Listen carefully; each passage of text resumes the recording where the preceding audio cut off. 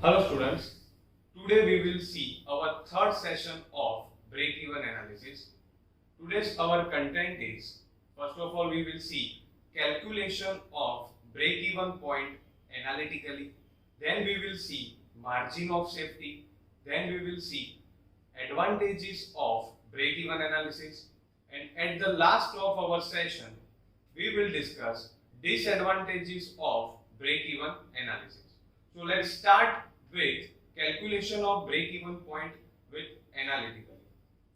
Student break even point क्या था वो हमने लास्ट सेशन में देखा था कि ब्रेक इवन एनालिसिस का मतलब होता है एक ऐसा एनालिसिस जिसके कंपनी को प्रॉफिट भी नहीं होगा और लॉस भी नहीं होगा, और उसके अलावा प्रॉफिट और लॉस के बिना जो पॉइंट मिलेगा, मतलब वहां पे अगर कंपनी वो क्वांटिटी मैन्युफैक्चर कर दे और वो क्वांटिटी मार्केट में जाके अगर वो सेल कर दे तो वहां पे कंपनी को फायदा भी नहीं होगा और नुकसान भी नहीं होगा, राइट स्टूडेंट्स। तो उसमें क्या होता है कि कंपनी ऐसी क्वांटिटी बनाएगी जिससे कंपनी को फायदा भी नहीं होता है और नुकसान भी नहीं होता है, बट वो जो क्वांटिटी है वो बन जाए फिर मार्केट में उसको सेल करना बहुत ही जरूरी रहता है। तो उसके लिए एक पूरा जो एनालिसिस होता है उसको हम ब्रेक इवन एनालिसिस कहते हैं।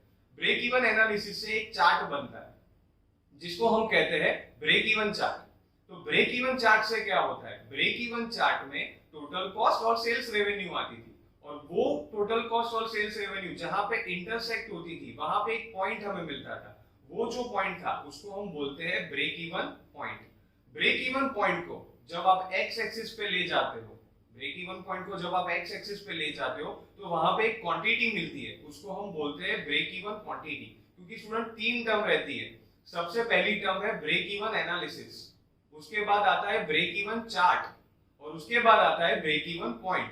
तो ब्रेक इवन एनालिसिस जब आप करते हो, आपकी कंपनी जब वो एनालिसिस करती है तब एक चार्ट बनता है जिसको हम कहते हैं break even chart. Break even chart से आपको एक पॉइंट मिलता है, ब्रेक इवन चार्ट से आपको एक पॉइंट मिलता है, उसको हम बोलते हैं break even point. Break even point पे एक क्वांटिटी मिलती है, ब्रेक इवन पॉइंट पे एक क्वांटिटी मिलती है जिसको हम कहते हैं ब्रेक इवन क्वांटिटी। तो ये जो टर्म्स है वो सारी एक दूसरे के साथ कनेक्टेड रहती है। सबसे पहले आप एनालिसिस करोगे तो एक चार्ट बनेगा, चार्ट पे से आपको एक पॉइंट मिलेगा, पॉइंट पे से आपको एक क्वांटिटी मिलती है। तो जो ब्रेक इवन क्वांटिटी रहती है वहां पे वो क्वांटिटी हमें बनानी बहुत ही जरूरी रहती है, क्योंकि वो क्वांटिटी जब तक आप नहीं बनाओगे, वो क्वांटिटी जब तक आप फाइंड नहीं करोगे तब तक आपको पता नहीं चलेगा कि आपकी जो कंपनी है वो प्रॉफिट करेगी या फिर लॉस करेगी, राइट स्टूडेंट्स। तो अब हम देखते हैं कि ये जो क्वांटिटी है, ये जो ब्रेक इवन क्वांटिटी है वो हम कैसे फाइंड करेंगे। तो ब्रेक इवन क्वांटिटी फाइंड करने के लिए एक कैलकुलेशन आता है जिसको हम बोलते हैं एनालिटिकल कैलकुलेशन। तो आप अपनी स्क्रीन पे देख सकते हो कि जो Q है वो डिनोट करता है volume of production of break even point, तो वो हमने डिनोट किया है Q से। फिर जो Q1 है that is volume of plant, total जो वॉल्यूम है प्लांट का वो वहां पे डिनोट करता है। उसके बाद आता है F। तो F स्टूडेंट क्या होता है, फिक्स कॉस्ट, जो हमने आगे के सेशंस में देख लिया है। उसके बाद आता है A that is variable cost per product. उसके बाद आता है B, जो B है दैट इज सेलिंग प्राइस पर प्रोडक्ट, आपकी जो सेलिंग प्राइस है वो पर प्रोडक्ट वहां पे गिनी जाएगी। C1 is total cost of production, C1 is total cost of production. उसके बाद आता है S। S मतलब क्या होता है, ब्रेक इवन चार्ट में टोटल सेल्स रेवेन्यू था, क्योंकि वहां पे दो कॉस्ट आती थी, total cost and sales revenue. तो सेल्स रेवेन्यू को हम डिनोट करेंगे S से। और जो लास्ट में आता है Z that is your denote your profit and loss. तो in our next slide we can see that कि total cost equal to fix cost plus variable cost, क्योंकि हमने वो पहले देखा था कि जो टोटल कॉस्ट होती है उसमें दो कॉस्ट आती है, fix cost and variable cost. तो फिक्स कॉस्ट को हम कैसे डिनोट करेंगे, that is F, and variable cost जो है उसको हम डिनोट करते हैं A into Q। A मतलब fix variable cost per product, जो स्मॉल a आप देख रहे हो that is denoted variable cost per product, और Q जो है वो तो हमें पता ही है कि वो हमारी क्वांटिटी है। अब यहाँ पे हम क्या करते हैं, that is total sales revenue. तो S equal to B into Q दिखाया गया है, आप देख सकते हो B into Q यहाँ पे दिखाया गया है। तो B जो है वो आपकी कॉस्ट है पर प्रोडक्ट, सेल्स कॉस्ट है आपकी पर प्रोडक्ट, और Q जो है वो हमारी क्वांटिटी है। इन नेक्स्ट स्लाइड जब हमने वो चार्ट देखा था that is break even chart जो आप देख सकते हो, तो ब्रेक इवन चार्ट के अंदर क्या हुआ था स्टूडेंट, जो टोटल सेल्स होता है, टोटल सेल्स और टोटल कॉस्ट, मतलब कॉस्टिंग और सेल्स दोनों सेम हो जाते हैं, दोनों इक्वल हो जाते हैं। क्यों इक्वल हो जाते हैं? क्योंकि वो दोनों लाइन वहां पे इंटरसेक्ट हो रही है। तो वी कैन राइट दैट कि at break even point total production cost equal to total sales revenue. तो हमें प्रोडक्शन कॉस्ट पता है क्या है, C1, और टोटल सेल्स रेवेन्यू क्या है, वो हमने आगे अभी देखा, B इंटू क्यू।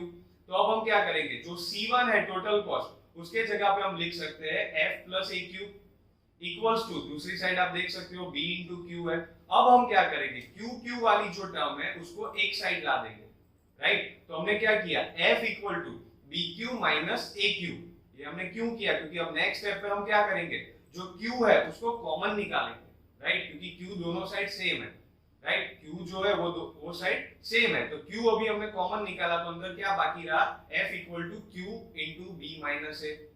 अभी हम Q को सब्जेक्ट बनाएंगे। जब आप Q को सब्जेक्ट बनाते हो तो क्या रहता है, Q equal to F upon B minus A. तो this is our formula for break even quantity. जब भी आपको ब्रेक इवन क्वांटिटी फाइंड करनी है तो Q equal to F upon B minus A वहां पे गिना जाएगा। In our next slide you can see margin of safety. Student, margin of safety क्या होता है?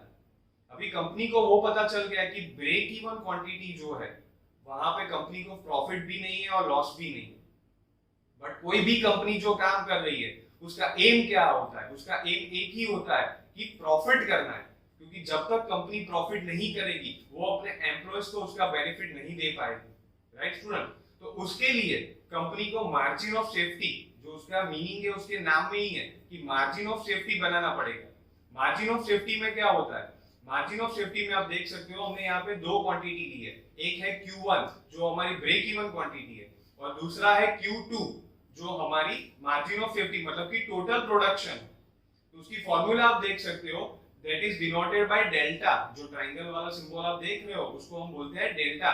तो डेल्टा इक्वल टू Q2 माइनस Q1 upon Q1। In our next slide you can see graph of margin of safety. अभी यहाँ पे आप समझ पाओगे कि मार्जिन ऑफ सेफ्टी एक्चुअली है क्या। तो आप देख सकते हो फिगर के अंदर Q1 जो है वो आपका ब्रेक इवन पॉइंट है। अभी Q1 की क्वांटिटी पे अगर हम बात करें तो ब्रेक इवन पॉइंट है, तो वहां पे क्या होता है, प्रॉफिट भी नहीं है और लॉस भी नहीं है, दोनों सेम है। तो अगर कंपनी ने सिर्फ Q1 क्वांटिटी बनाई और मार्केट में जाके सेल की, अगर मार्केट में जाके सेल की तो कंपनी को कुछ फायदा नहीं होने वाला है।